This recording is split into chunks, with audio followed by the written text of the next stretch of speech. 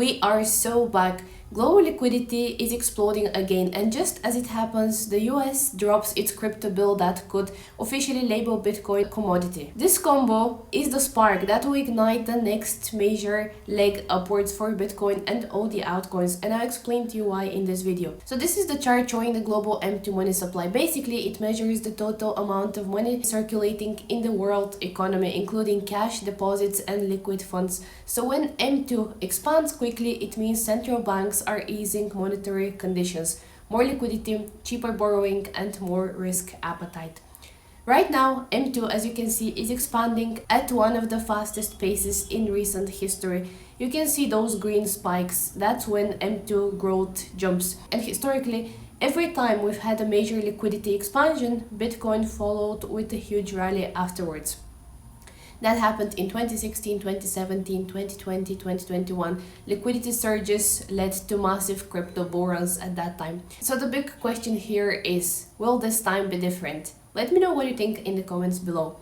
So liquidity is a magnet to risk assets, stocks, crypto, and commodities. But the timing often lags. There is around 10 weeks lag between M2 expansion and Bitcoin price following this expansion. So while M2 is rising, Bitcoin will take a couple of weeks to months to reflect that in price. Of course, depending on macro pressure and dollar strength. So it's very bullish news, and I've been telling you that Q4 and Q1 of 2026 will be very bullish for crypto and the altcoins. At the same time, I've got Bitcoin's chart here because Bitcoin again rejected the resistance now at 107, 108 levels. Bulls slowly tried to take control, but they got rejected. So we need to see a daily candle closing above the 108 level so we can have additional confirmation for the market. Zones are working perfectly so far, so just keep monitoring that because you can see a potential short-term bounce setup targeting again the 107, 108k levels. And if Bitcoin manages to reclaim that mid-level zone and close above it, the 108k level, we could see a major pushback towards the next resistance around the 116, 118k levels.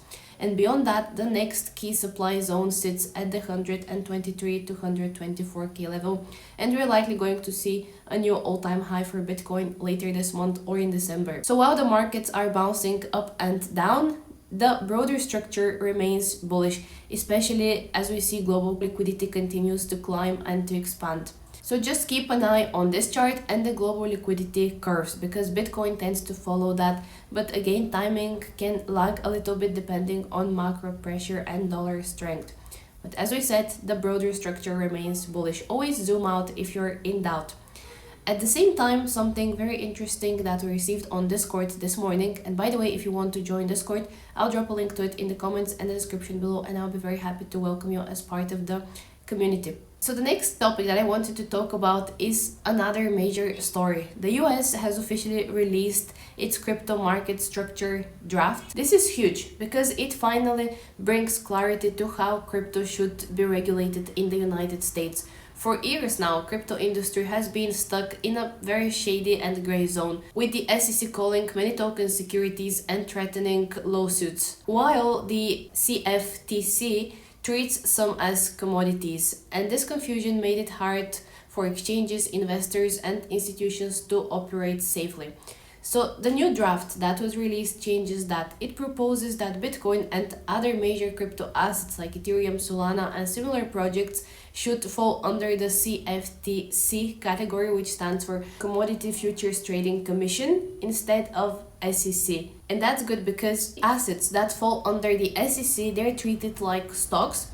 They have complex registration and legal hurdles, and exchanges are very limited in listing those, and there is slower innovation. But since now they will be coming under CFTC, Commodity Futures Trading Commission, that's better because they'll be treated like commodities, like gold, like oil, and this is simpler and it has clearer rules. It's easier for exchanges to list coins, and it encourages growth and liquidity. So if this bill becomes a law, it could unlock massive capital inflows into the crypto space because of all the benefits that I just outlined. Clearer rules, crypto projects and investors will finally know what's legal and what's not. There'll be easier exchange access, so more coins can be traded freely in the US. More institutional capital will have big banks, hedge funds, and pension managers that can invest safely in crypto, and to have stronger market structure, because crypto will start operating like traditional commodity markets, transparent, liquid, and stable. This will definitely bring confidence, and confidence expands the long-term inflows and vision. And this is what we need to have the crypto market grow and more retail investors coming into the space. You can see this shift from traditional finance happening slowly and slowly, and if you're in crypto already, you're ahead of everyone else, and hopefully you can change your life forever. So that's for me today. Thanks so much for watching. I'll see you in the next video.